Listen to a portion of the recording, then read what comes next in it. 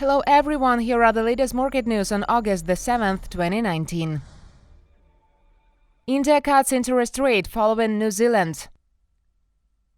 The Reserve Bank of India lowered its benchmark interest rate by an unconventional 35 basis points to support a slowing economy, marking its fourth reduction this year. The repurchase rate was reduced to 5.4%, the lowest since 2010, surprising most economists' estimates at quarter-point cut. The central bank cut the economist's annual growth forecast again. It expects growth for the year that began April the 1st at 6.9%, down from 7% since in June. It forecast inflation to remain at 3.1% in the fiscal second quarter and well under the bank's 4% medium-term target for the rest of the year.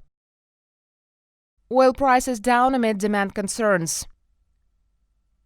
Oil prices declined on Wednesday as potential slowdown of the global economy and fuel of demand concerns from the intensifying China-U.S. trade dispute continued to affect the market. International benchmark Brent crude futures traded at $58.75 a barrel, decreased 19 cents, or 0.35% from their previous settlement and closing to 7-month lows. U.S. West Texas Intermediate crude futures lost 12 cents or 0.22% from their last close at $53.51 per barrel. Meantime, data indicating a larger-than-expected drop in U.S. crude stocks offered some support to oil prices. U.S. crude inventories fell by 3.4 million barrels in the week ended August the 2nd to 439.6 million barrels, compared with analyst expectations for a decrease of 2.8 million barrels. Tourists receive warnings about Hong Kong.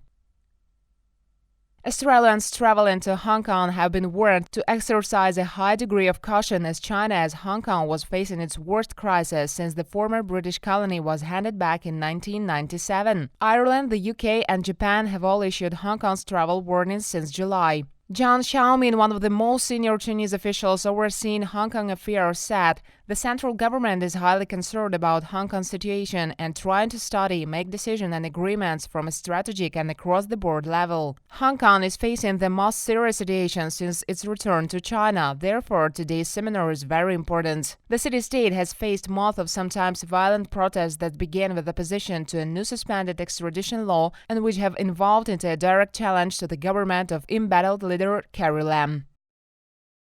Walt Disney earnings lower than experts' estimates.